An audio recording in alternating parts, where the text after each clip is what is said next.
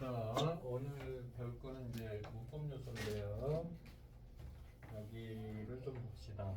이게 전체 요약본이에요. 그죠? 근데 이게 지금 테마로 뒤에 되어 있습니다. 그렇기 때문에 이 앞에 거는 여러분들이 요약해서 해놓은 거니까 읽어보시고 바로 뒤에 이제 내용으로 바로 들어가. 이게 다 요약본이에요. 앞에는 이해되시죠? 자, 우리말의 문장 표현. 문법은요. 자, 첫 번째 문법 잘하고 싶은 친구들은 첫 번째는 기본적인 원리는 외우고 계셔야 돼요. 그게 머릿속에 전혀 없다면 사실 문제 풀기 힘듭니다. 그래서 선생님이 적어도 이거는 조금 여러분들이 외우고 계셔야 돼요. 암기하셔요. 라고 하는 말들은 필수적으로 좀 암기를 해주시기 바랍니다. 그리고 나서 내가 알고 있는 이론을 문제에 적용을 시킬 줄 알아야 되겠죠. 거기에 이제 마지막 단계가 뭐야? 선생님이 이제 함정 얘기해 줄 거야. 시험 문제에서 함정을 이렇게 파놓으니까 이런 거 조심해라고 얘기할 거예요. 이렇게 되면 문법은 어느 정도 점수가 나온다는 소리예요. 그래서 첫 번째 우리 지금 배워야 될 문법 요소가 여러 가지 파트가 있는데 한 4파트 정도가 되는데 첫 번째로 높임의 표현을 배울 겁니다. 오늘 자, 교과서 위주로 해서 배울 테니까 중요한 것들은 바로바로 필기를 해주세요. 이게 바로바로 넘어가니까 저희 필기 시간을 따로 못 드려요. 우리나라는 높임이 상당히 잘 되어 있는 표현이죠. 그죠? 자, 선생님, 저 옷이라고 했다면서요? 어디가 잘못된 걸까요? 뭔가 좀 어색하죠? 어디가 그래요? 오시는 거의 주체는 누굽니까? 저죠? 그죠? 나죠, 나. 자기가 저라고는 낮춰놓고 여기는 높여놨어, 자기를. 근데 자기가 서열이 선생님보다 지금 높은 게 아니죠. 그죠? 했다라는 건 또 선생님이 얘기하는 거예요. 그죠? 얘를 또 낮춰버렸죠. 우리가 학생들이 가끔씩 이렇게 선생님하고 대화를 하실 때 보면 이 높이의 표현을 참 어색하게 쓸 때가 있어요. 선생님 저 학원에 올게요. 올게요가 아니라 갈게요죠. 그죠? 자기가 오고 있으면서 올게요라고 하면은 안 되죠. 좀 어색한 문장들이 있습니다. 교장 선생님의 말씀이 계시다. 계시다라는 말은 선생님한테 사람한테 쓰는 거죠. 그죠? 그러면 여기서는 말씀 자체를 높였기 때문에 이제 어색해지는 겁니다. 사람들이 말이 이상한 까닭. 첫 번째 문장은 시의 위치를 잘못 적용하여 자신을 높이고 있으며 두 번째 문장은 교장 선생님이 아닌 말씀을 직접 높이고 있어요. 간접 높여야 된다는 얘기죠. 저 오라고 하셨다면서요. 그러니까 서술형 있는 학교는요. 이 문법 요소에서 서술형 내기가 정말 좋습니다. 잘못된 문장 하나 내놓고 대부분 어떻게 돼요? 바르게 고치고 그 바르게 뭐가 잘못됐는지 그 이유를 서술하시오. 이렇게 되면 뭐 문법은 딱 답이 떨어지죠. 자, 계시겠다와 있으시겠다를 여러분들 잘 구별해서 쓰셔야 됩니다. 다음 문장의 높임의 대상을 찾아보자. 자, 높임의 이걸 못 찾는 친구들은 없을 겁니다. 한국 사람이라면 그다음에 평상시에 높임을 우리가 잘 하고 있기 때문에 자, 깨서라는 거 일단 여기다가 바로 써버립시다. 깨서는 주체 높임이에요. 주격조사예요. 주격. 그래서 조사인데 얘는 지금 주어를 높이는 거예요. 주어. 얘가 붙으면 주어가 돼요. 그래서 얘가 할아버지께서가 주어가 되는 거예요. 그래서 주어 자체를 높이는 거고. 자, 여행을 목적어죠? 가신다. 가시는 거의 주체는 누굽니까? 할아버지죠? 그죠? 그러니까 할아버지는 깨서를 높였으니까 서술어도 높이셔야 돼요. 여기서 높임의 표현을 나타내는 건 요거죠. 단어 전체를 치면 안 됩니다. 가다라는 거는 그냥 에서 시가 들어가면서 높임이 돼버린 거죠. 그래서 얘를 뭐라고 그래요? 주체 높임 정확한 플레임은요 되게 길어요. 주체 높임 선어말 어미라고 해요. 얘 하나 있습니다. 하나. 선어말 어미는요 주어를 높이는 주체 높임 선어말 어미 하나 있어요. 딱 이 시밖에 없어요. 근데 시도 이제 다른 거하고 결합해서 형태가 약간 변할 수 있습니다. 동생이 할머니를 모시고, 자 모시는 거는 누구를 모시는 거죠? 목적어를 모시는 거죠. 그죠? 할머니를 목적어를 모시고 병원에 간 거예요. 선생님 정말 고맙습니다. 습니다의 형태. 이거는 선생님 듣는 청자죠. 선생님이 여기 청자가 되는 거예요. 여기 목적어죠. 그래서 높임의 대상 찾는 거는 이런 거는 어렵지 않습니다. 화자가 어떤 대상이나 청자를 높고 낮을 정도로 구별하여 표현하는 것을 높임의 개념이죠. 높임병 모르는 친구들은 없을 거예요. 높임이 무슨 뜻인지 모르는 친구들은 없을 거예요. 그럼 이런 개념 문제는 안 나온다는 얘기죠. 이거는 알아야 돼. 이게 종류가 돼. 높임의 종류. 높임의 표현, 높임의 대상에 따라서 서술어의 주체, 즉 뭐다? 성분 중에서 주어를 높이는 것을 무슨 높임이라 한다? 주체 높임이라 한다. 오케이? 1번이 해당되는 거죠. 여기에 해당되는 거야. 그 다음에 여기 다른 색깔로 해볼까? 목적어나 부사어를 지시하는 대상인 객체를 높이는 방법을 객체 높임이라고 하는 거예요. 그러면 우리가 보통 객체에서 애게를 높이면 뭐가 돼요? 애게? 누구 애게? 서 빼야죠. 깨. 깨서는 주격 조사예요. 맞죠? 사람을 높이죠 주로. 그래서 누구 깨에 해당되는 말, 애게에 해당되는 말, 그걸 높이는 것 자체를 객체 높임이라고 하고, 그 다음에 여기서 또 하나 아자가 자 누구 청자는 듣는 사람, 그죠? 이거를 얘는 청자는 높이거나 자기를 화자 자신을 낮춰 말하는 것도 상대 높이법이라고 합니다. 자, 이거 집어넣읍시다 개념에. 자, 주어를 높이는 거는 뭐라고 한다? 다 같이 뭐라 한다? 듣는 청자를 높이는 걸 높이거나 자기 자신을 낮추는 거는 목적어나 부사어를 높이는 거는 높이면 세 가지야.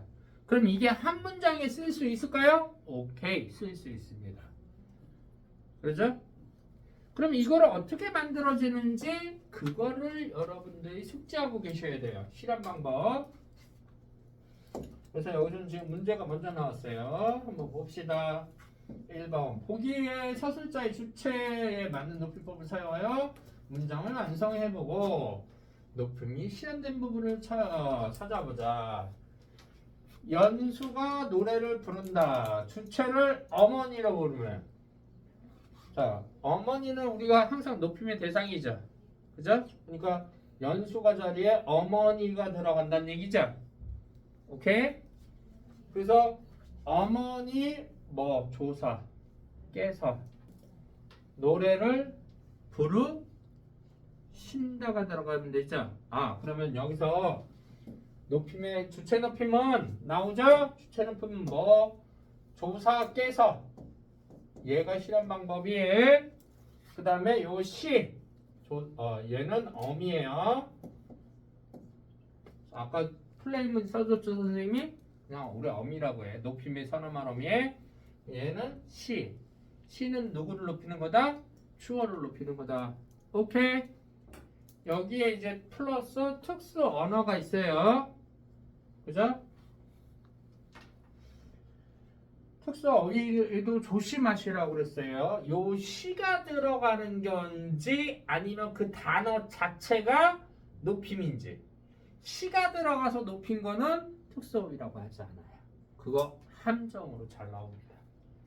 자, 여러분들 예를 들어서 여기서 여기 이제 요거 이게 1번, 2번, 3번은 특수 어휘가 있는데 그죠? 자다를 높이면은 단어는 뭡니까? 주무시다. 그죠? 주무다 말 돼요? 그러면 거기서 시는 선어말음이에요? 아니면 특수어휘예요? 그냥 하나로 보는 거예요. 특수어휘. 그죠? 그런데 특수어휘는 뭐 주무시다. 주무시다가 있는데 이런 것들 있는데 자, 여기서 뭐 조심하라고 했어요? 선생님이 주의해야 될 거, 함정에서 잘 나오는 거. 드시다는 뭐냐? 드시다는 기본형이 뭐다? 들다예요. 들다. 활용을 하면서 들이 어간인데 리을이 탈락된 거고 들다에 요 시가 요 사이에 들어간 겁니다. 그래서 이건 특수 어휘가 아니라 뭘로 높인 겁니까? 여기서 시가 뭐가 되는 거예요? 여기서 요 시는 어미로 보셔야 돼요. 근데 여기서 시는 어미가 아니죠? 이건 어미가 아니에요. 얘는 어미가 맞아요. 오케이? 그러면 요런 예문 하나 싹 넣어놓고 요거 아주 상큼하게 달콤하게 유혹을 하겠죠? 드시다라는 특수 어휘를 사용하여 주어를 높이고 있다. 나머지 말은 다 맞아. 특수 어휘라고 하면 돼요, 안 돼요? 선어말 어미 시를 사용하여 이렇게 얘기해야지 맞는 거예요. 그래서 얘 뭘로 잘 나온다? 얘 오답으로 잘 나온다. 이해됐습니까? 이거 함정으로 잘 나와요. 낚이지 마세요. 왜냐면 여러분들이 드시다를 들다라는 기본형이라고 생각하지 않거든요. 드시다는 기본형을 드시다라고 알고 있거든요. 그러면 선생님 이게 조금 간편하게 구별하는 방법 없을까요? 이 시가 들어가서 어떤 거는 특수어이고요, 어떤 거는 선어말 어미가 쓰인 건데요. 이렇게 생각해 보세요. 얘는 빼고 읽어보세요. 주무다 이런 말 씁니까? 아버님께서 주무다 무슨 외래어같죠? 그죠? 말 안 되죠? 아버지께서 들다라는 말은 됩니다. 그죠? 원래 이게 들다가 뭐냐면 숟가락을 들다의 개념에서 파생해서 나온 말이에요. 잡수시다죠. 그죠? 시자 빼봐. 잡수다도 써 안 써? 씁니다. 말이 돼요. 그러면 거기서 시는 뭘로 쓰였다는 거예요? 이렇게 빼도 말이 되는 거에서 시는 선어만 어미로 쓰였다는 거예요. 어떻게 구별하는지 알겠죠? 요거 하나 시험 문제 자주 나오는 함정으로 자주 나오는 겁니다. 주체 높임에서 나올 수 있는 문제예요. 그러면 여러분들 봐봐. 시험 범위가 많은데 주체 높임 한 문제, 객체 높임 한 문제, 상대 높임 한 문제 이렇게 낼까요? 싸그리 예문 하나 묶어가지고 주체, 상대, 객체를 동시에 냅니다. 아셨어요? 자, 저기 동생이 온다. 주체를 할아버지면 할아버지께서 저기 할아버지께서 오신다가 되겠죠? 그럼 여기 요 시도 뭐가 돼요? 선어말 어미죠? 오다라는 말 되죠? 맞아요. 맞아요. 그러니까 얘도 선미가 되는 거예요. 됐어요. 이렇게 문장을 분석할 수 있어야 됩니다. 그 다음에 여기 또 있네요. 중요한 거. 주체 높임에서 또 나올 수 있는 문제가 이겁니다. 직접 높인 것은 주어 자체를 높인 거고 얘를 직접 높인 거고, 여기서 간접 높임은 주어의 신체나 또는 소유물 또는 생각 이런 거를 높인 거예요. 요거에 해당되는 거죠. 그러니까 이 대상 자체를 높인 게 아니라 얘와 연관 있는 것 자체를 높여주는 걸 간접 높임이라고 해요. 그죠? 선생님은 그래서 뭐라고 얘기를 했죠? 여러분들이 삼성에 취직했다고 그랬죠? 비서실에 있는데 꼬맹이가 아주 맹랑하게 생긴 애가 와가지고 쫄래쫄래 유치원 가방 메고 나이도 어린 게 나한테 반말해. 나 아빠 만나러 왔다? 반말한단 말이야. 귀여우면서도 어딘가 예의가 없죠. 조그만 놈이. 그래서 네 아빠가 누군데? 불만스러운 톤으로 얘기를 했어. 그때 아버지가 뻥뻥뻥이야. 알고 봤더니 회장이야. 그럼 바로 어떻게 돼요? 말투가 바뀌어야 돼요. 안 그러면 어떻게 됩니까? 잘립니다. 삼성 비서실 정도면요, 연봉이 여러분들이 초봉 연봉이 거의 억대예요. 그걸 포기하겠습니까? 아무나 못 들어가는데요. 정말 막강한 데가 삼성 비서실입니다. 그럼 여러분들 이제 딸이 왔어. 예를 들어서 여자아이가 치마 들고 와서 여자인 줄 알았어. 전화해서 뭐라고 해? 회장님께 보고를 해야 되잖아. 근데 나보다는 어리잖아요. 회장님, 딸 왔습니다. 이렇게 하면 역시 어떻게 돼요? 그 다음날 이렇게 돼요. 뭐라고 얘기해 줘야 돼요? 딸이라고 하면 안 되죠. 따님이라고 해야 되죠. 나보다 낮은데 왜 딸이라고 해야 될까요? 따님이라고 왜 해야 될까요? 딸은 회장의 뭘로 보는 거라고 그러? 이게 좀 많이 웃긴데요. 소유물로 보는 겁니다. 사람을 소유물로 보니까 좀 이상한데요. 오케이?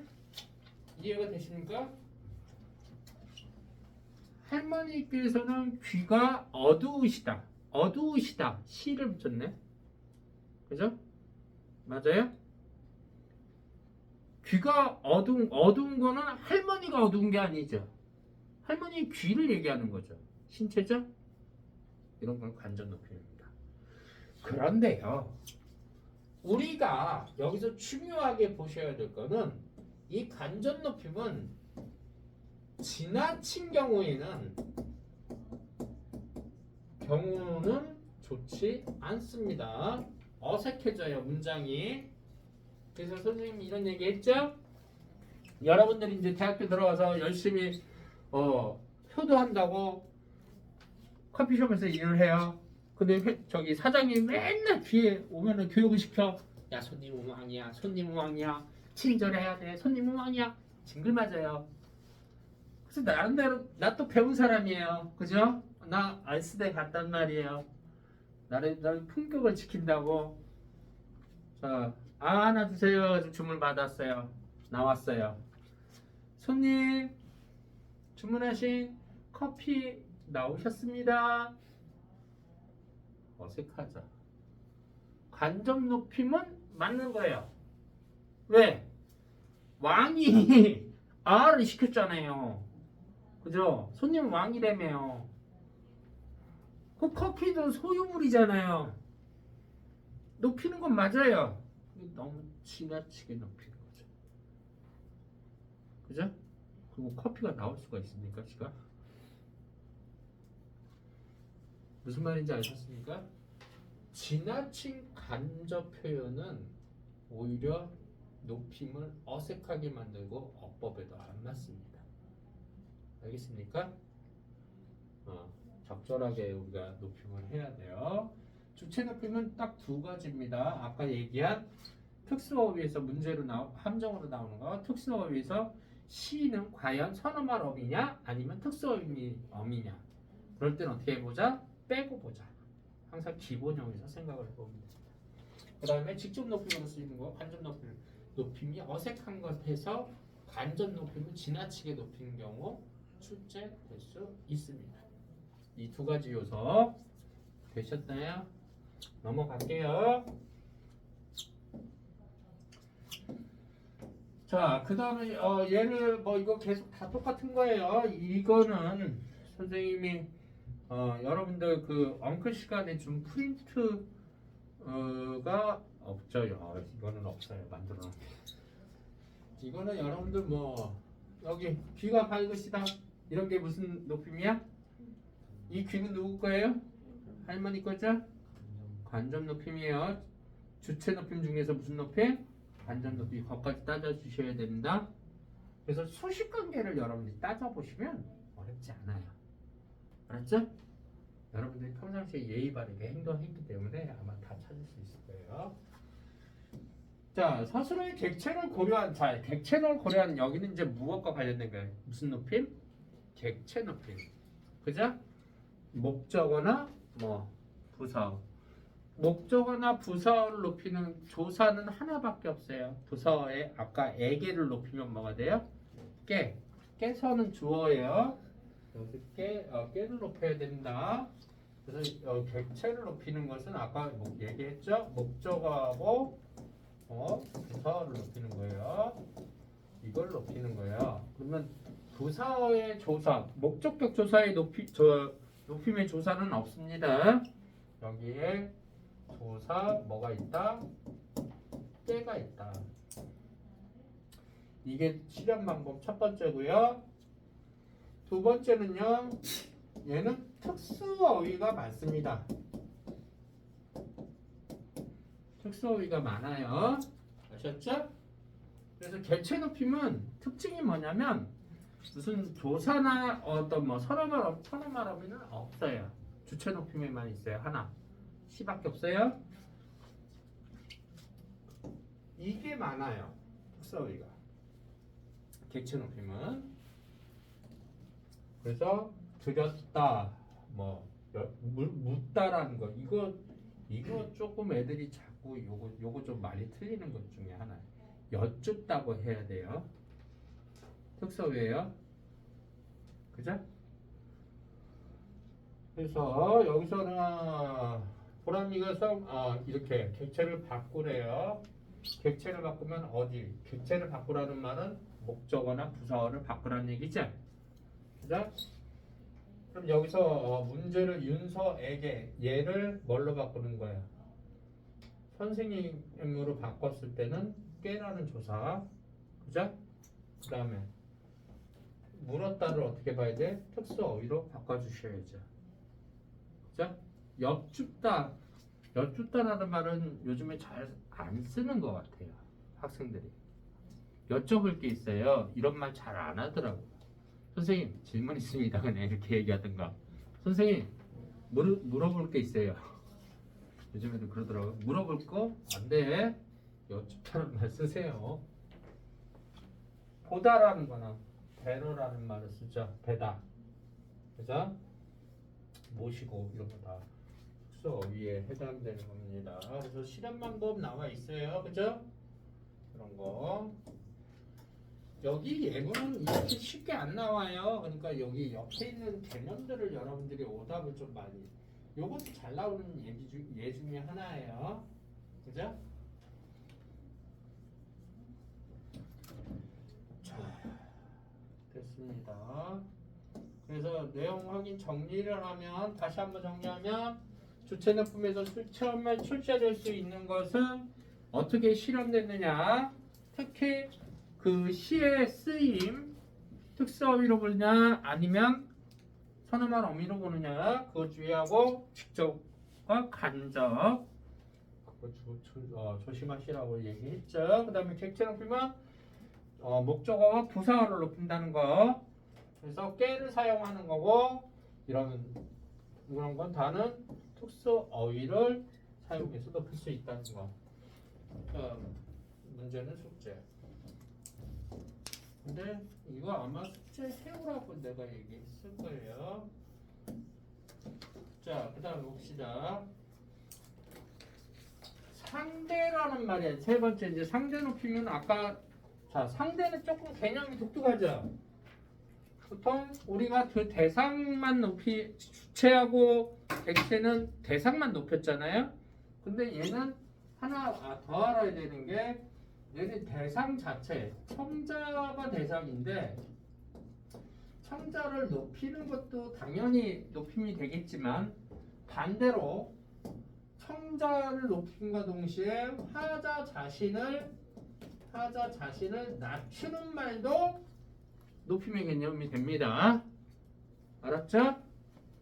그죠? 요게 하나가 독특하게 들어가는 거예요. 상대에서는. 그 다음에 승리다체 실현 방법 나오나요? 실현 방법은 뭐 얘는 특수 어휘가 있거나 그런 건 아니에요. 그죠? 격식체하고 비격식체 있는데 뭐뭐 씁니다. 비음 니다 나왔다. 여기가 씁니다 나오면 씁니다는 하나의 세트예요. 알았죠? 근데 여기 다른 게 요렇게 나올 수 있죠? 그죠? 그러면 십시오 앉으십시오 하십시오 최저 그죠? 하십시오 최 뭐뭐 니다의 형태는요 격식을 갖춘 거예요. 그 다음에 끝에 요로 끝나면 이건 비격식체예요. 그러면 어떤 경우 격식체는 공식적인 자리 공공적인 자리 아니면 업무적인 거 이럴 때는 격식을 갖춰야 되겠죠? 뭐뭐 해 요로 끝나는 그런 것들은 무슨 체요? 친밀감이 있어야 돼. 이 사람하고 나하고 처음 만났는데 우리 남자끼리인데 우리 밥 먹어요. 어색하죠? 우리 식사합시다. 차라리 이런 게 남자끼리는 낫단 말이에요. 처음 보는 놈. 친분이 가면 야, 우리 뭐 할까요? 이런 식으로 얘기를 하겠죠. 그래서 상대 높이면 이 실현 방법이 특별하게 없습니다. 격식체하고 비격식체가 요 특징만 조금 여러분들이 기억하시면 돼요. 근데 학교에 따라서 이제 압조법에 대해서 설명을 하는 선생님들이 있다고 그랬죠? 압조법은요 계급 사회가 명확한 곳에서 쓰이는 부분이에요. 제일 심한 데가 군대라고 그랬죠? 군대는 계급이 뭐다? 깡패다. 나이 상관없어요. 예를 들어서 군대를 갔어요. 나는 20살이에요. 일찍 갔어요. 근데 바로 밑으로 쭈따구가 왔는데 30살 먹은 아저씨가 왔어요. 애 아빠가 왔어요. 존칭어 쓰면 됩니까? 안 됩니까? 아니 오셨어요. 이렇게 높이면 돼야 안 돼요. 군대에서. 큰일 나요. 말 높이는 거 아니에요. 군대에서는 계급이 항상 우선이에요. 그죠? 그래서 상대 높임에서 일단 압술법은 요즘 안 나오는 추세입니다. 사실. 왜냐면 너무 까탈스러워요. 근데 일부 선생님들이 이제 아직까지도 압술법에 대해서 설명을 하는 선생님이 계시니까 설명을 하면은 자 3자가 있어요. 이렇게 3명이 있어요. 항상 우리말은요 상대방 듣는 사람이 제일 우선권을 갖습니다. 자 계급이 얘가 제일 높고요. 그 다음에 얘가 높고 선생님이 제일 낮아요. 그죠? 계급이 그건 직장에서도 직책이 있죠. 대리 과장, 부장, 차장이 있어요. 그죠? 군대에서도 2등병, 3등병 이런 거 있어요. 그럴 경우 압정법을 쓰는데 사회에서 압정법 안 썼다고 때리지는 않아요. 근데 군대는 때립니다. 그죠? 남학생들 그거 가서 말 조심하셔야 돼요. 초반에 가면요 입에 배 가지고요 무지하게 조인트 맞아요. 머리 받고 그렇습니다. 자, 1, 2, 3이죠. 쉽게 설명할게요. 1, 2, 3이에요. 이 사람은 나한테는 높죠. 근데 이 사람한테는 낮죠. 근데 이 중간 사람이 2번이 빠졌어. 그래서 1번과 3번이 얘기를 하는데 나한테는 이 사람은 높지만 이 사람은 1번한테는 낮은 사람이잖아요. 듣는 사람이 위주라고 그랬죠. 그러니까 이 사람이 나한테 높다 하더라도 이 사람을 듣는 사람 위주예요. 낮춰서 얘기해야 돼요. 알겠어요? 그래서 님이라든가 하셨습니다. 뭐 이런 말 전부 다 빼버려야 돼요. 그래서 예를 들면 김상병이야. 김상병님 화장실 가셨습니다 하면 맞아요. 일로 와. 조용히 부릅니다. 가면 빵 조인트 까인다 그러죠. 정강이 맞아봤어요? 안 맞아봤어요. 말을 하지 마세요. 미쳐버리게 아픕니다. 그죠? 맞아봤어요? 이제 곧 맞아보겠죠? 남자들은 곧 경험을 할 거예요. 올해 17인가요? 대학 못 가고 어디 가야 돼요? 또 다른 대학, 군대라는 대학을 가야 돼요. 영장 나옵니다. 20살에. 일이 빠이빠이. 대학 가면 연기시킬 수 있어요.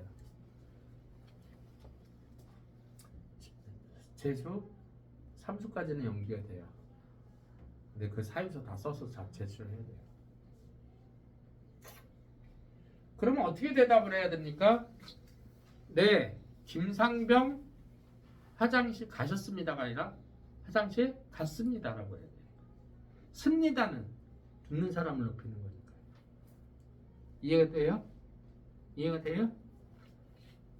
그렇게 얘기를 해주는 것을 압존법이라고 하는데요.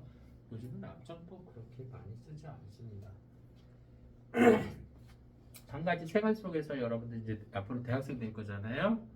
우리 지성인이잖아요. 근데 애들 다 뭐라고 그래? 나를 가르쳐 주는 분을 교수님이라고 하죠. 그죠?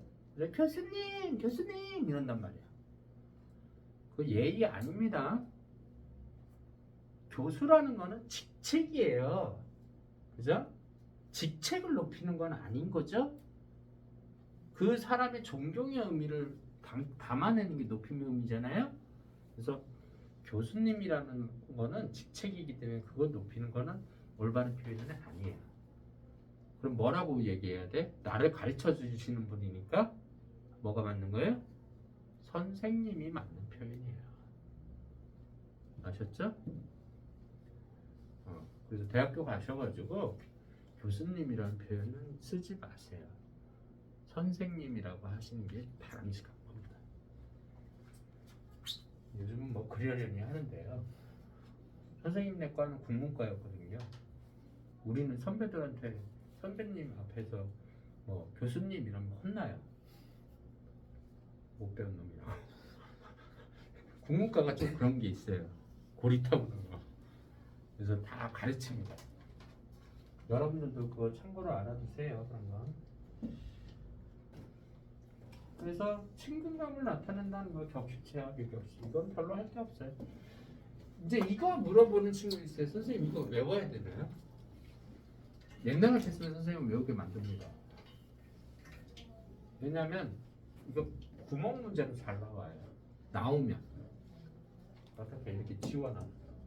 여기 지우고 기억, 니은, 뭐 디귿 이렇게 해서 지워놓고 기억, 니은, 디귿에 들어갈 말로 바르게 짝지어진 것을. 근데 잘 봐. 이거는 내가 외우지 않아도 이 표가 제시가 되겠죠? 끝에가 이렇게 되면 돼요. 그죠? 요거 제시되죠? 있죠? 맞죠? 요 채만 빼. 오케이? 그 다음에 만약에 얘가 이렇게 빈칸으로 돼 있어. 그죠? 그러면 얘 말고 하오잖아요. 요거를 보세요. 옆에 거를 보세요. 그죠? 평서문하고 의문문하고 차이는 물음표가 있다 없다잖아요. 얘 빼버리면 되잖아요. 그러니까 이거 이런 문제가 만약 구멍 문제로 나오잖아요. 그럼 고민하지 마시고 어떻게 하시라고요? 그 라인에 있는 다른 애들을 보면 충분히 추리할 수 있습니다. 아셨죠? 이거 언제 외우고 있어요? 이거 실제로 수능에서도 이렇게는 안 내요. 알았죠? 이거 외워봤자 이거 써먹을 때가 별로 없어요. 그러니까 이런 것들은 센스 있게 공부하는 거예요. 구멍 문제 나왔다? 그러면 뭐 이렇게 나왔다? 이렇게 나왔다? 그죠? 그러면 일단 요거 위아래 거 보시고 어떻게 끝났는지 그 다음에 같은 라인을 한번 보세요. 그러면 쉽게 그 다음에 선택지 보면 쉽게 여러분들이 골라낼 수 있다는 얘기입니다. 되셨나요? 넘어갈게요.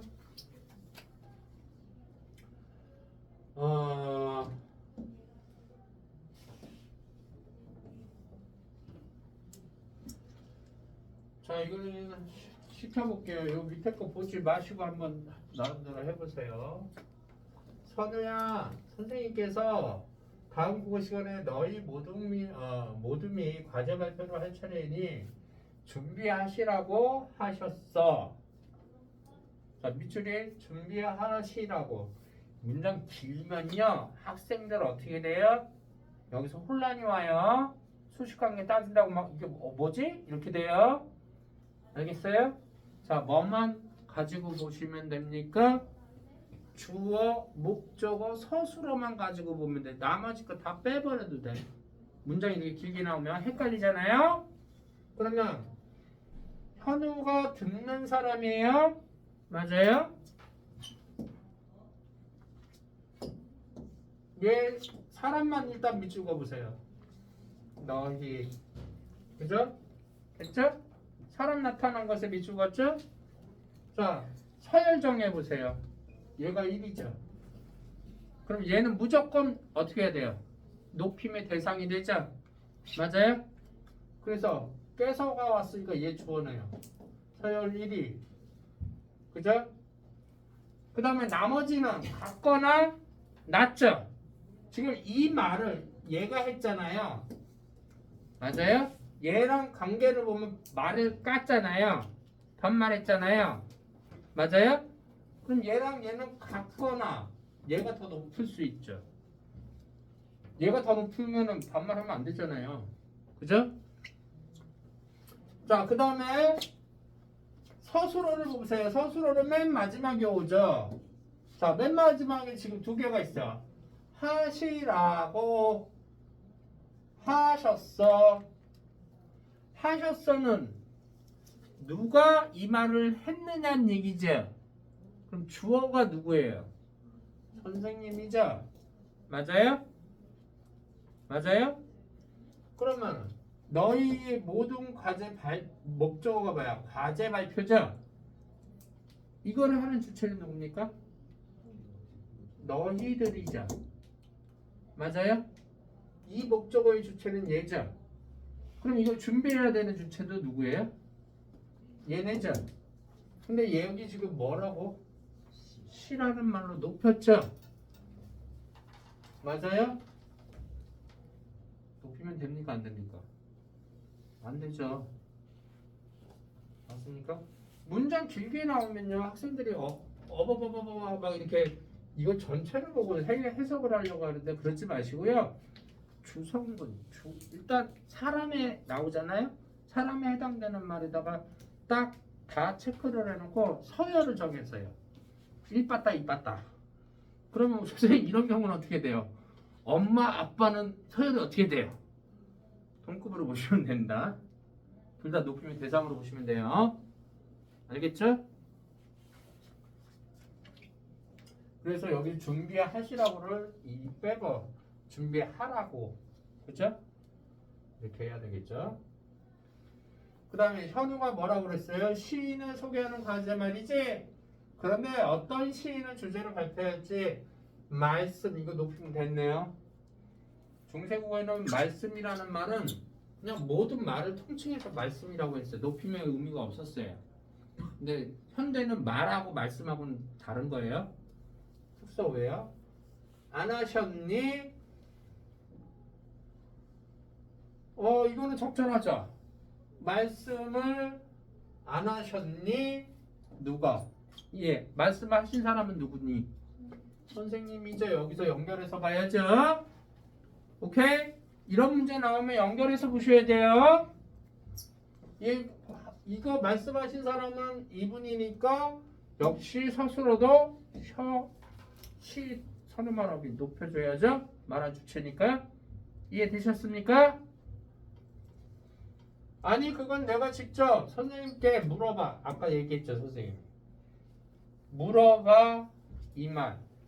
학생들 평상시에 많이 안 쓰기 때문에 자꾸 틀린다고요. 주의하셔야 될 특성입니다. 여쭤봐가 맞는 거예요. 아셨죠? 요거 잘 놓칩니다. 기억하세요. 됐죠? 여기는 지금 밑줄 거서 나오지만요. 일반 학교에서는 학교마다 좀 다르긴 하지만 밑줄 없이 그냥 통으로 내요. 그래서 틀린 부분을 모두 찾으시오. 모두 찾아서 바르게 바꾼 것은 뭐 이렇게 해서 나온단 말이에요. 그죠? 주의하셔야 돼요. 이렇게 친절하게 밑줄 그어주는 선생님들 있고요. 국어 선생님 중에는 그렇지 않은 선생님도 계세요. 여러분들 다 찾을 줄 아셔야 됩니다. 자, 다음 문장을 보고 평소에 높임을 바르게 사용했는지 생각해보자. 자, 우리가 이제 평상시에 이제 생활 속에서 이거 잘못하는 거. 읽으시고 계십니다. 역시 안 되죠? 간접 높이면 하라는 얘기죠. 그래서 선생님, 댁 강아지가 예쁘시네요. 이것도 지나친 뭐예요? 간접 높임법이죠? 그죠? 예쁜 거의 주체는 강아지죠. 강아지를 높이고 있는 거죠. 강아지의 소유물이죠. 맞아요? 그냥 예쁘네요. 진짜 빼버리면 되고요. 틀린 건 아니에요. 너무 지나치게 높였다는 얘기예요. 읽고 계십니다도 마찬가지예요.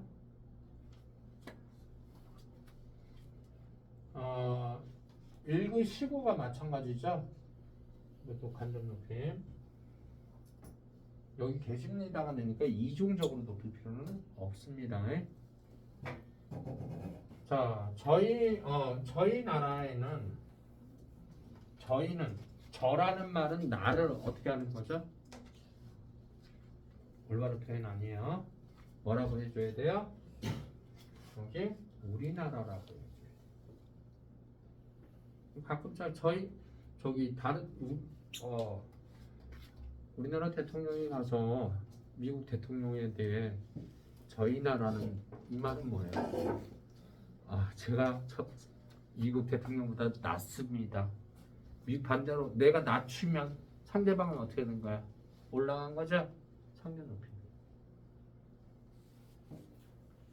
국가와 국가의 대등한 관계에서 나를 낮추면 돼야 안 돼요? 안 되는 거예요. 우리 생활 속에서 많이 틀리는 것들입니다. 어디 나가서 해외 나가서 저희 나라는 이런 것이 맛있어요 이런 얘기 하면 안 돼요. 저희를 뭘로 바꾸라고요? 우리로 바꾸셔야 되는 거예요. 자존심이 있죠? 그죠? 대한민국에 자존심이 있어요. 그래서 뭐 이렇게 나왔는데 여기 씁니다는 우리가 알아두자고요. 여러분 하나도 상자 높이면 뭐 특별한 그런 게 없고 그냥 요거 두 개 있는 거예요. 자, 그 다음에 시간 표현은 여러분들 봐 여기 시간 표현은요 여러분들 반드시 우리나라 시간은 여러분들 영어 문법 배우시죠? 시간에 관련된 문법 배울 때 되게 복잡하지 않습니까? 머리가 좋아서 다 알아듣나요? 나는 되게 어려웠던 것 같아요. 지금 생각나는 게 그게 뭔 의미인지는 모르겠는데 그 단어는 말은 생각나. PP 과거 분사 지금은 뭐 그게 뭔지 모르겠는데 하여튼 그런 말 다 생각나요. PP가 근데 뭐예요? 어떨 때 쓰는 거야?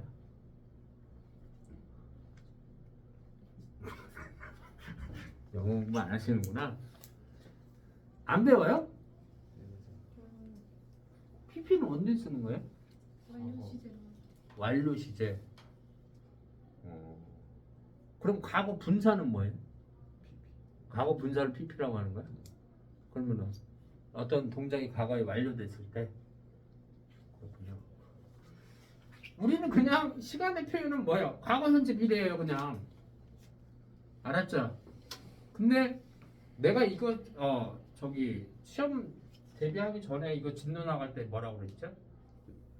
말이 헷갈리게 나온다고 그랬죠. 말이. 왜? 무슨 말이 나온다는 얘기야 여기서.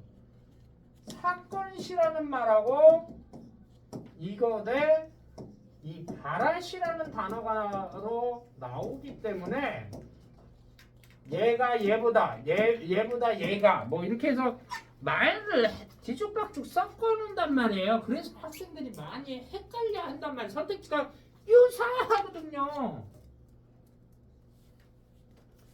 안 틀리는 방법 뭐라고 그랬어요? 선택지에 예를 들어서 뭐 사건시가 바라시보다 나중에 나왔다. 그래서 뭐 현재형이다, 미래형이다, 과거형이다 이렇게 나온단 말이에요. 1번이 그렇게 나오고 2번은 사건시가 바라시보다 먼저 나와서 뭐 과거형이다, 미래형이다 이렇게 나온단 말이에요. 그러면 이걸 읽다 보면은 머릿속에 자기가 헷갈려요. 이거 과거인가? 현재인가? 사건이 먼저 나와? 나중에 나와? 아주 심플하게 그냥 한 방에 그냥 그 과거지 현재인지 미래인지는 이렇게 해놓고 누구 중심 얘를 기준으로 하세요. 가운데 딱 점 하나 찍으세요. 그죠? 그래서 여기 발이라고 써놓고 문제 풀 때 먼저는 왼쪽입니다. 나중은 오른쪽이에요. 그래서 얘 위치를 먼저라고 하면 여기에다 찍어주면 되고 아무데나 얘를 기준으로 해서 넘어가면 안 돼. 왼쪽에다 찍어주면 되고 나중이라고 그러면 얘를 찍어주면 돼. 그럼 얘를 기준으로 해서 이쪽은 뭐야? 점이 이쪽이 찍히면 화고고 이쪽이 찍히면 뭐야? 미래고 얘랑 같이 찍히면 이게 현재일 거예요. 이렇게 구분하면요 절대로 틀릴 일 없어요. 선생님이 이거 문제 예문 주고 예문이 여러분들이 과거인지 현재인지 몰라서 틀리는 게 아니에요. 선택지 말이 말로 이렇게 표로줘서 나오는데 그 말들이 비슷비슷해요. 그래서 자꾸 머릿속에 현재인지 과거인지 이게 충돌이 되는 거예요. 그러니까 선택지 하나하나에다가 밑줄 그어놓고 발 이렇게 해놓고 점 찍어보면 쉬워요. 이거 그러면 안 틀립니다. 이렇게까지 말씀드렸는데 생뚱맞게 이런 문제 틀려가지고 보면 안 돼요. 이거 나오면 그렇게 나와요. 과거, 현재, 미래는요. 첫 번째 문제가 뭐냐면 예문을 5개를 줘요.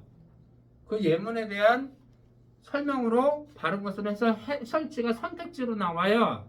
해설이. 그래서 뭐 사건시가 바라시보다 사건시와 바라시가 동시에 뭐 이런 말로 해서 과거, 현재, 미래 뭐 이렇게 해서 짝짓기로 나오거든요. 그래서 잘못된 거 하나 넣어놓겠죠. 그게 1차적인 문제입니다. 아셨어요? 두 번째는요. 두 번째 문제가 실제로 까다롭게만 합니다.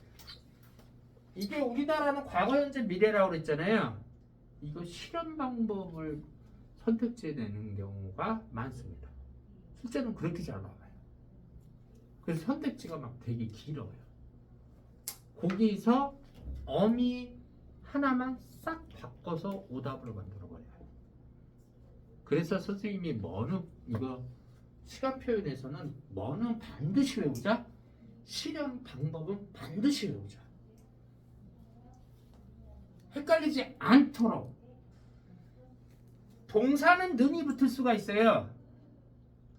형용사나 서술어는 는이 붙을 수 없습니다. 은이 와야 돼요. 은. 알겠어요? 요거 두 개를 싹 바꿔놓는단 말이에요. 이해가 되세요? 다른 건 다 맞게 해놓는단 말이에요. 은과 는의 위치가 들어갈 문장이 올바르게 들어갈 거를 서로 이렇게 싹 바꿔놔요. 그래서 오답으로 만들었어. 그러니까 학생들이 잘 빠지는 거예요. 헷갈리는 거예요. 그래서 선생님이 꼭 당부합니다. 시간 표현에서는 실현 방법은요. 반드시 숙지하세요. 아셨죠? 예문 주고 반드시 그 예문에 해설 넣으면서 그 실현 방법이 나오는데 원래 A가 이 위치, B가 이 위치에 들어가야 될 거를 요 두 개를 싹 바꿔 놓습니다. 아니면 과거나 현재나를 얘를 그대로 놔두고 과거나 현재 요거를 바꿔버려요. 주어를. 그래서 학생들 나머지는 다 똑같이 냅니다. 다르게 내요. 그러니까 학생들이 시선이 내가 많이 봤던 곳에 꽂히는 거예요. 요 단어가 바뀐지를 모르는 거죠. 그러니까 나중에 이제 이렇게 내면 어떤 문제, 어떤 느낌이 들어? 5개 다 맞는 것 같아요. 뭐가 틀렸지? 오케이? 그게 함정 문제는 굉장히 잘 나와요. 그래서 보시면 내용을 보시면 자 어디가 어색한가 보세요. 안녕하세요. 저 제임스입니다. 어제 미국에서 옵니다. 우리 학생들도 잘 쓰는 표현이에요. 선생님 저 내일 옵니다. 갈게요가 아니라 옵니다. 좀 늦게 옵니다. 잘못했죠? 미국에서 옵니다가 아니라 왔습니다. 이제 시제를 얘기하는 거죠. 이거는 시간. 다음 달에 가는 예정입니다. 가는은 아니고 현재형이죠. 갈. 앞으로 한국어 열심히 배웁니다. 그러니까 이 외국인들이 잘 못하는 표현 두 가지가 있어요. 첫 번째 높이면 잘 못합니다. 그래서 애들 뭐 가급적 우스개로 그러. 너 밥 먹었니? 할머니한테. 너 밥 먹었니? 그지? 그 다음에 안 되는 발음이 또 뭐예요? 된 발음 안 되죠. 그죠? 아줌마 잘 주세요. 그죠? 그래서 말투에서 벌써 외국인이라는 걸 알 수가 있어요. 시간의 표현이 어쩌면 운동을 열심히 하다. 나는 어제 운동을 열심히 했다가 맞고 나는 지금 열심히 한다가 맞고 할 것이다 혹은 하겠다. 과거, 현재, 미래자. 자, 말하는 시점을 뭐라고 한다? 달화시. 아까 선생님이 얘기했지? 그러면 요거의 왼쪽은 어디다? 과거. 오른쪽은 미래. 시간을 나타내는 표현에서 시제와 동작상이다. 이제 이것도 여러분들 주의하셔야 돼요. 선생님이 뭐라고 강조했습니까? 강의할 때 애들이 이 시제하고 동작상을 서로 별개의 것인데 이거를 묶어서 그냥 고정적으로 생각해버리는 거 그거 잘못됐다고 그랬죠.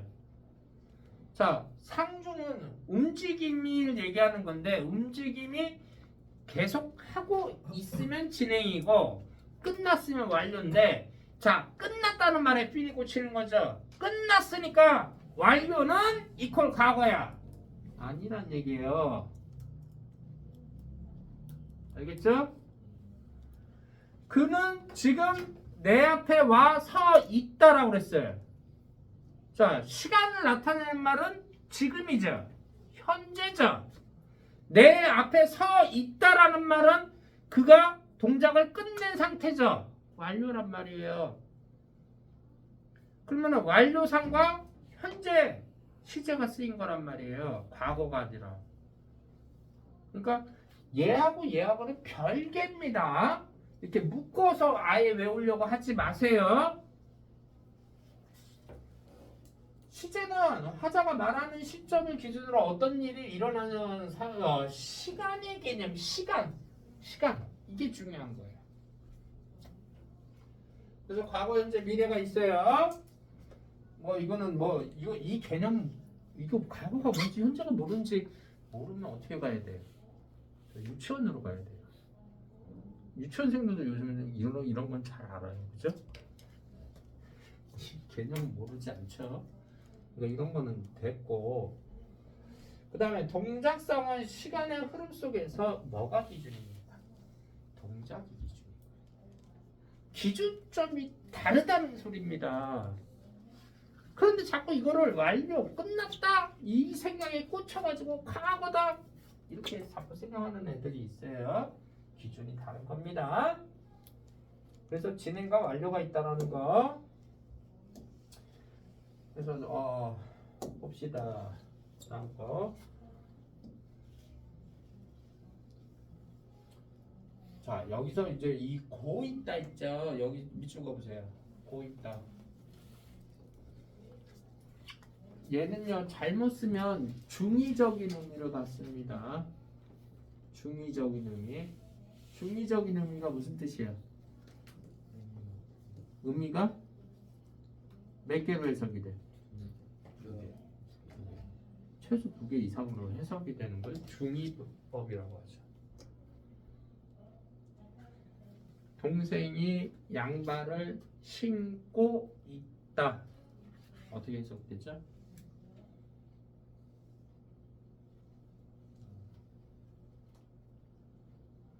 어떻게 해석되는 건가요? 신고 있는 진행 그거? 그렇죠. 그렇게 내가 지금 신고 있는 중이야. 진행을 얘기할 수도 있죠. 근데 또 어떻게 더 해석이 돼요? 신고 있는 상태. 다르죠? 의미 다르죠? 이해가 돼요? 이해 안 돼요? 자, 나는 지금 교복을 입고 있다 라고 했어. 입은 상태를 얘기하는 것도 되죠. 근데 내가 지금 입고 있는 중이야. 의미 다르죠? 이해되십니까? 그래서 중의성을 갖는 말이 될 수도 있어요.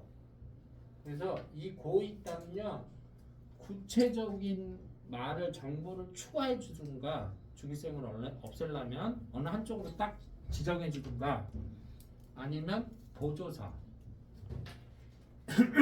보조사를 쓰면 중의법을 해석할 수가 있습니다.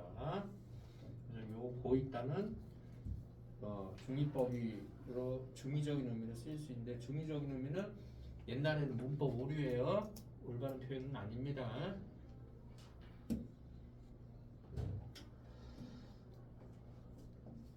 됐고 뭐 바라시 사건 시는 뭐 여러분들 아니까 됐고 이거 모르는 친구들 없어요. 여기 있는데 실현 방법은 안 나왔나요?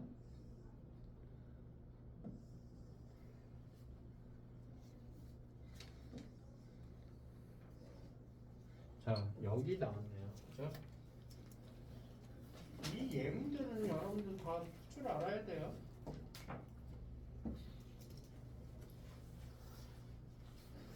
자, 여기 실현 방법 나왔어요.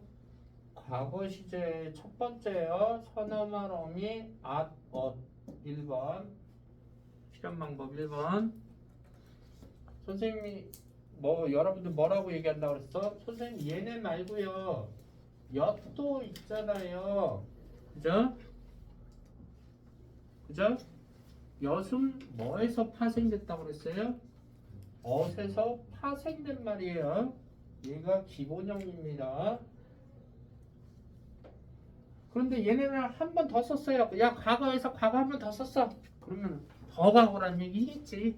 그냥 그렇게 이해하면 돼요. 먼 과거예요. 그러면 여기서 at과 어는 먼 과거고 요거 단절의 의미. 요거 기억해 두시면 돼요. 그 다음에 이게 1번이고요. 실현 방법 첫 번째 at과 at이 들어가 있어. 그런데요.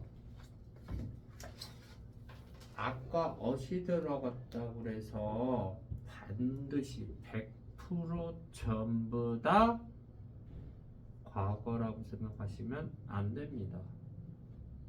그죠? 그건 좀 이따 설명하고요. 2번 과거 시제는 요거 관형사형 어미를 사용해서 나타나고도 하는데 관형사형 어미는 은이나 니은, 리을, 넌이 있죠. 근데 앞에 저 동사에는 은을 붙이고요. 과거일 때예요. 과거일 때예요. 요거 헷갈리면 안 돼요. 왜? 얘가 딴 시제에서도 나와요. 형용사나 서술격 조사에는 더라든가 더는 회상의 의미예요. 야, 걔가 과거에 떡볶이를 그렇게 잘 먹더라. 회상의 의미를 얘는 이 더는 회상의 의미도 있습니다. 그 다음에 얘는 은이 결합한 넌 니은 넌이죠.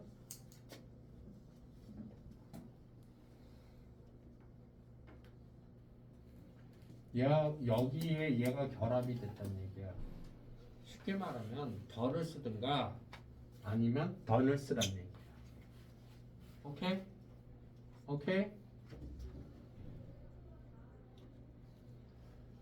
그 다음에 현재 이거 헷갈리면 안 돼요. 여기 동사는 얘예요. 그죠?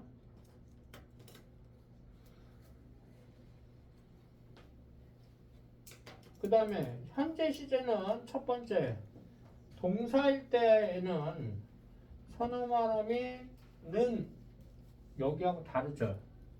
다르죠. 주의하라는 거예요. 그래서 여기는 니은이나 는을 써야 돼요. 현재 여기서는 은을 쓰면 안 됩니다. 알았죠? 여기 같은 경우는 내가 어제 읽은 책이다. 읽은 맞죠? 내가 어제 읽는 책이다. 말 안 되죠? 맞아요? 는을 못 써요. 여기는 는과 니은은 현재에 씁니다. 요런 거를 바꿔놓는다고요. 선택지에 예문주고요. 아셨죠? 요게 함정이라고요. 그래서 실현 방법은 반드시 외우라는 거예요. 그러니까 관형사형 어미 는을 써야 돼요. 얘는 선어말 어미 는이고요. 얘는 관형사형 어미 는이에요.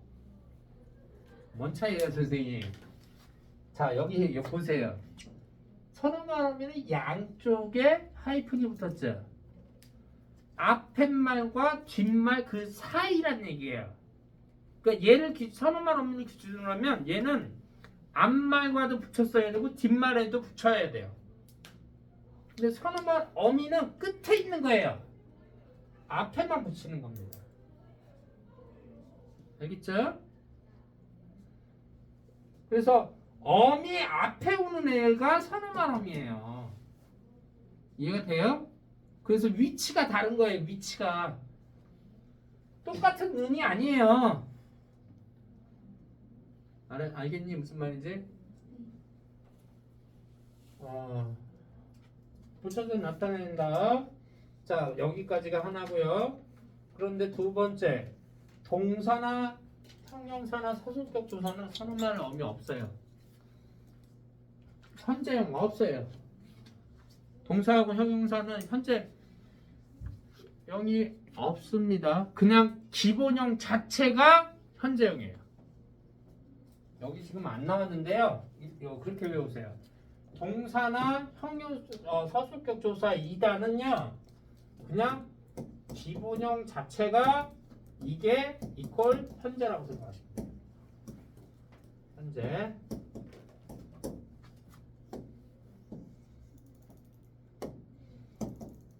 이해되세요?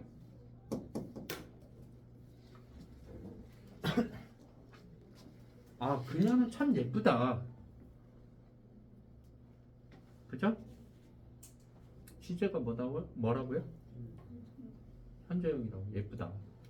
그죠? 생각해보세요. 그녀는 참 예쁜다. 말이 됩니까? 어색하죠? 외워두셔요. 현재형의 선어말 어미는 없습니다. 얘네들은 없고요. 대신 선어말어미는 없어요. 없는데 뭐는 있습니까? 관형사형어미 뭐가 있어요? 은이 있죠. 이 은이 어디도 나온다고요? 여기도 나와요. 근데 여기는 얘만 붙일 수 없죠. 얘하고 결합해서 던을 붙일 수 있다는 얘기예요. 요거 헷갈린단 말이에요. 그래서 선생님들이 그걸 노리는 거예요. 학생들이 헷갈리니까. 무슨 말인지 아셨죠? 꼭 외워두세요. 낚시질 잘 나옵니다 이거. 시제는 딴 거 없어요. 요거만 잘하면 돼요. 그 다음 미래는 뭐 어렵잖아. 미래는 대시나 관형사형어미 니을 것이다. 이거 내가 관형사형어미는 그냥 하나로 외우라고 그랬죠. 그냥 할 것이다. 이렇게 이런 식으로 외우세요. 할 것이다. 나는 앞으로 공부를 열심히 할 것이다. 미래예요? 과거예요? 현재예요? 미래죠. 그거 모르는 친구 있나요? 그러면 무슨 요소가 미래를 나타내? 니을 것이다. 할 것이다. 그죠? 앞으로 이 말도 그렇죠. 이해되셨습니까? 시간 표현 됐죠? 자, 여기 아까 선생님이 얘기했어요. 선어말어미 악과 엇은 내 다른 쓰임이라고 돼 있죠. 아까 선생님이 뭐라 그랬죠? 악과 엇은 100% 무조건 걔네 나오면 무조건 뭐다? 과거라고 하면 안 된다. 이거 예외 사항이죠. 자, 어떨 때 현재나 미래를 나타내기도 해요. 그죠? 어떤 거? 여기 완료나 혹은 지속의 의미 있습니다.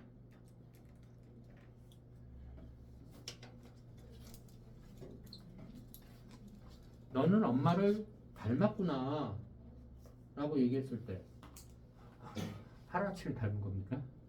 과거서부터 그러면 미래는 안 닮아요? 계속 진행이 되는 거죠. 닮았 쓰였죠. 진행됩니다. 지속될 때는 어떤 의미다? 현재입니다. 요거 주의하셔야 돼요. 왜 주의하라면 다음 중 시제가 다른 하나는 이렇게 해서 예문 5개 되거든요. 얘가 들어가요. 이런 예문이. 그러면 학생들은 그냥 아무 생각 이거 모르고 있으면 어떻게 생각하게? 들어갔네. 이거 과거야. 이거 빼버린단 말이에요. 학교에서는. 오케이? 오케이? 의미 확인해야 돼요. 과거. 이런 경우가 분명히 나옵니다. 이거. 그래서 선생님 이거 중요 표시하라는 거예요. 또 하나 미래를 나타낼 때는 자 앞날이 인식하는 의미 앞날이 반드시 이렇게 될 거라고 그 결과를 알고 있을 때 그죠? 그래서 철수는 이제 망했다 그지?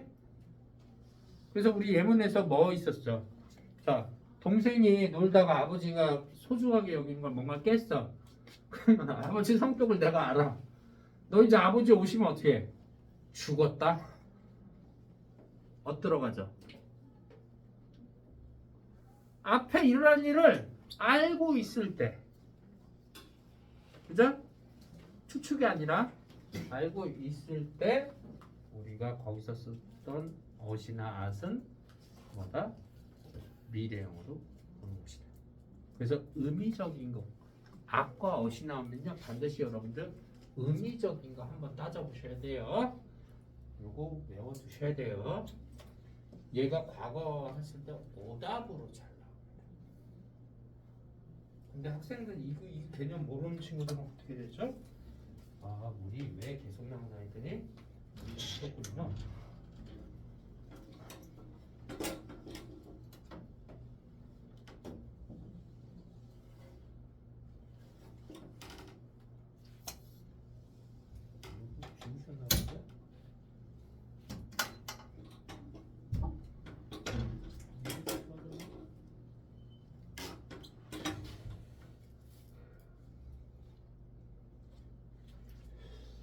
요거 중요하죠? 자, 이건 아까 했던 거고요. 의미 한 번씩 보셔야 돼요. 과거는 항상. 자, 개세 의미가 지금 안 나왔. 여기 있네요, 개세. 또 말도 아니까 또 나왔어요. 개세 의미도 알아두셔야 돼. 세 가지밖에 없습니다. 추측, 의지, 가능성. 그다음 완곡이라는 말 나왔는데요. 완곡은요 좀 부드럽게 말하는 거예요. 우리가 뭐 부탁이나 이런 거 할 때, 그지? 완곡은 부드럽게 표현하는 겁니다. 그래서 개세의 의미는 알아두셔요. 그래서 문장 이거 문맥적으로 따지면 돼요. 이걸 외우고 있어야지 알겠죠? 그죠? 이거 외우셔야 돼요. 방법 없어요?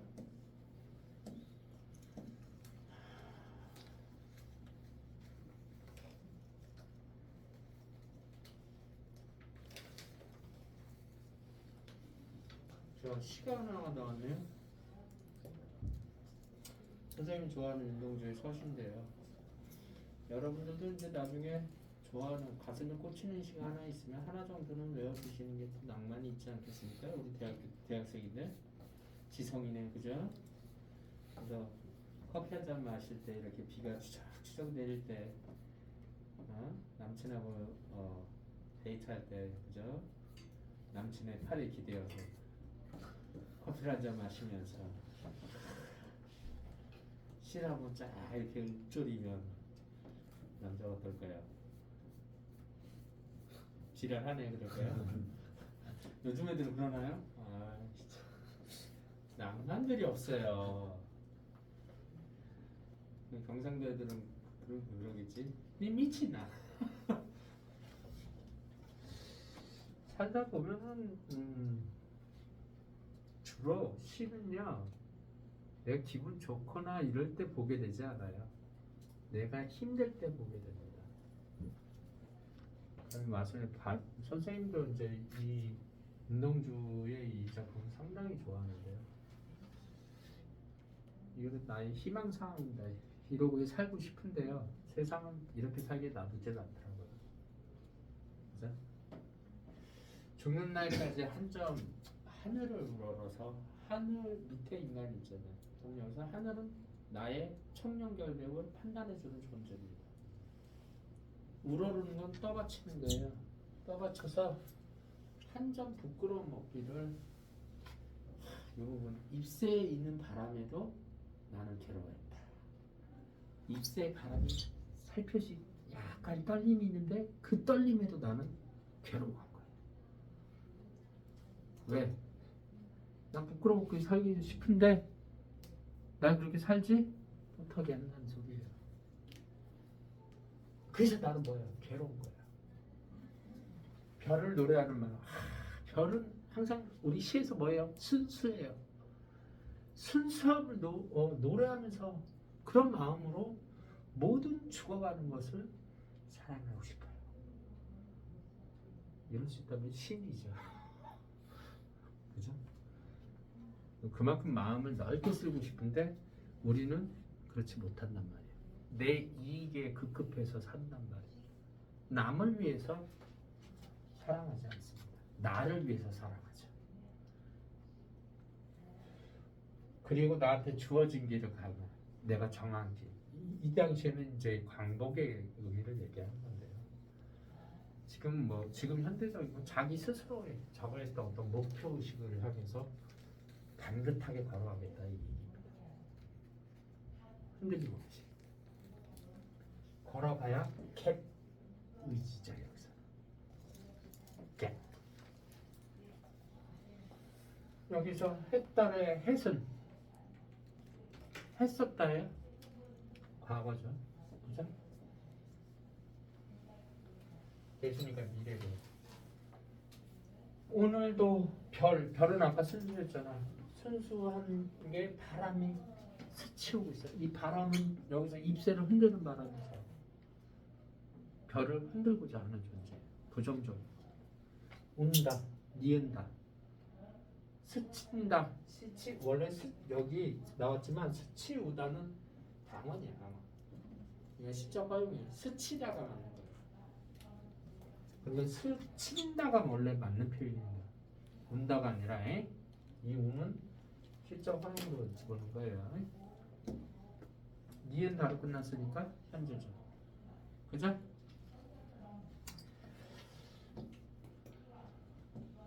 아, 여기 깨끗하게 정리되어 있네요.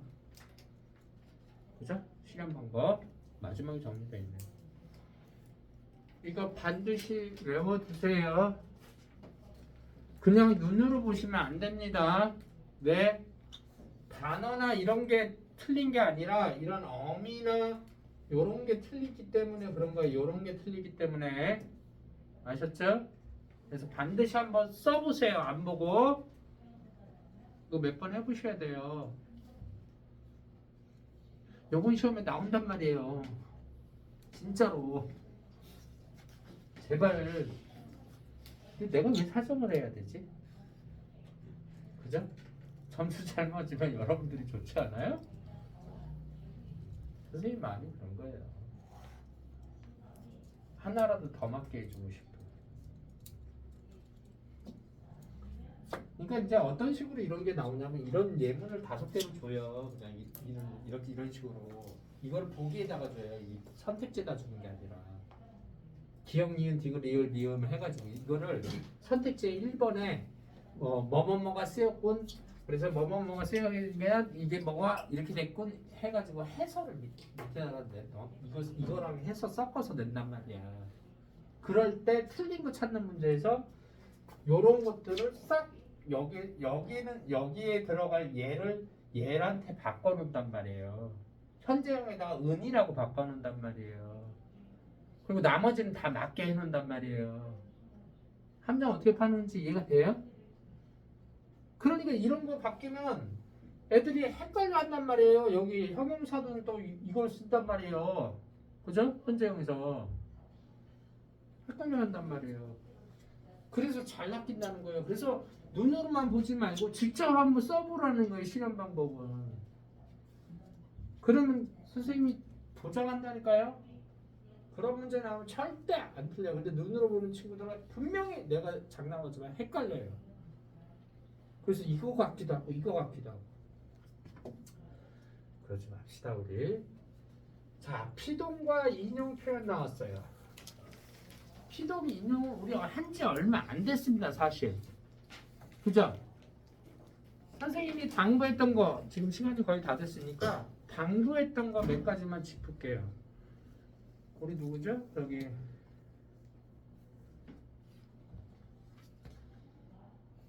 정우 학생은 이거 안 들었죠? 피동사. 오늘이 첫 수업이라서. 그죠? 선생님이 유튜브로 이거 찍어놓은 거 유튜브로 올려놓은 게 있는데 이게 반대로 찍혔어 이거. 그래서 보기가 좀 거시기해. 근데 소리만이라도 좀 들으려면 선생님이 저기 유튜브 주소 불러주고 한 40분 정도 수업. 다시 찍어야 돼. 나름대로 잘 틀었다고 생각을 했는데 나중에 영상 틀어보니까 이거 왜 그런 거 있잖아. 거울 무슨 모드라고 그래 이거. 좌우가 바뀌어서 나가지고 여기 이상하게 돼 있어요. 보기가 조금 거시기한데 소리만 들어도 돼요. 피동 표현하고 같이 여기는 지금 피동만 나왔죠. 피동만 나왔다고 피동만 공부하면 안 된다고 그랬죠 선생님이. 사동이 같이 나와요 항상. 첫 번째 하지 말아야 될 거 예문 보고 개념을 먼저 적용하면 안 된다고 그랬죠. 사동 표현 같은 경우는 혼란스럽다고 그랬어요. 그래서 선생님이 구별법 써줬죠. 단계별로 4단계, 5단계. 마지막 개념을 어디 가서 맨 끝에 가서 확인 사살하죠. 그랬어요. 기억나요? 기억나요? 그래서 그거 한번 했던 거 다시 한번 다음 시간에 할 테니까. 그죠? 그 다음에 시험 범위가 부문고 같은 경우는 지금 파수꾼이 끝났죠? 파수꾼 끝나고 그 다음 거 뭐 나가는지 꼭 좀 해서 보내주세요. 부문고 주중에 무슨 말인지 알겠어요? 대답을 안 해요.